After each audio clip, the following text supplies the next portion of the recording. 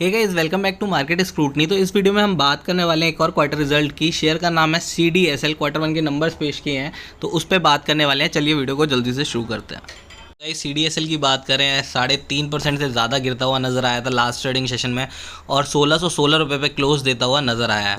अगर मैं बात करूँ पिछले 5 दिनों की, तो पिछले 5 दिनों में शेयर लगभग 5.5% के आसपास टूट गया है। हाई की अगर बात करूं तो यहाँ पे लगभग 1750 रुपये के आसपास का हाई था और वहाँ से शेयर गिर के 1616 रुपये हो गया है। एक महीने में लगभग 7.5% टूटा है, लेकिन 6 महीने में अभी भी 20% के रिटर्न्स हमें ये दिखा रहा है। एयरटेल डेट अगर मैं देखूँ तो शेयर ने नेगेटिव रिटर्न्स दिए हैं। ठीक है, 52 वीक के हाई की अगर मैं बात करूँ तो 1989 रुपये 52 वीक का हाई यहाँ पर हमें देखने को मिलता है। और 52 वीक के लो की बात करूँ तो 52 वीक का लो 1047 रुपये देखने को मिलता है। तो 52 वीक के लो से लगभग 60% ऊपर है और 52 वीक के हाई से अगर मैं बात करूं तो लगभग 20% के आसपास नीचे हमें ये शेयर देखने को मिल रहा है।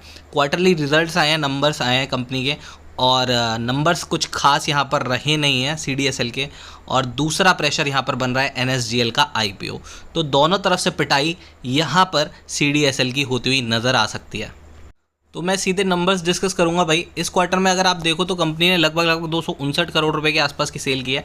पिछले क्वार्टर में अगर सेम ईयर में देखोगे तो 257 करोड़ रुपए की सेल की है। सिर्फ 2 करोड़ के आसपास यहाँ पर हमें सेल्स ग्रोथ देखने को मिल रही है।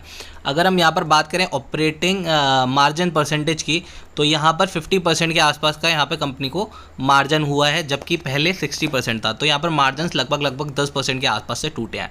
तो मार्जिन टूटे तो भाई ऑब्वियस सी बात है कि प्रॉफिट भी गिरता हुआ हमें नजर आएगा। तो पिछले क्वार्टर में अगर सेम ईयर के हम डिस्कस करें तो 134 करोड़ रुपए का प्रॉफिट किया था कंपनी ने, जबकि इस साल सेम क्वार्टर में कंपनी का जो प्रॉफिट रह गया है वो घट के रह गया है 102 करोड़।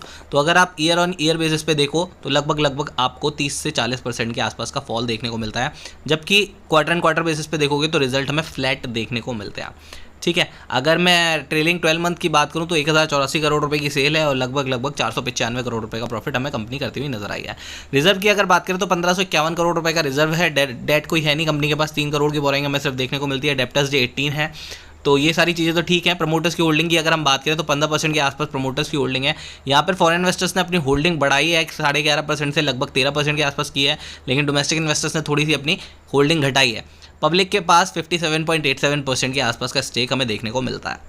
देखो गाइस, ऑलरेडी शेयर काफ़ी टूट चुका है, लेकिन जिस हिसाब से प्रेशर रिजल्ट का बन रहा है, मार्जिन्स कम हुए हैं, 30% के आसपास प्रॉफिट गिरा है और साथ के साथ ही NSGL का भी IPO आ रहा है, तो थोड़ा सा और प्रेशर इस शेयर पे बन सकता है। अगर आपके पास अच्छी होल्डिंग्स है, आप प्रॉफिट में है, तो मैं कहूँगा कि एक बार अपना प्रॉफिट यहाँ पर बांध लीजिए। बाकी 1580 रुपये के स्टॉप लॉस के साथ आप यहाँ पर होल्डिंग कर सकते हैं। लेकिन मेरे को लगता है कि 1580 और हो सकता है अगर वहाँ का भी सपोर्ट टूटा तो 1550 1540 तक के टारगेट्स आपको ये CDSL नीचे की तरफ दिखा दे। तो जो भी प्रॉफिट में मेरे को लगता है कि एक बार प्रॉफिट यहाँ पर बांधना ज़रूरी है। तो ये था मेरा एनालिसिस। वीडियो पसंद आया तो वीडियो को कीजिए लाइक और चैनल को कीजिए subscribe. Thank you so much guys for watching and I will see you guys in the next video. Thank you.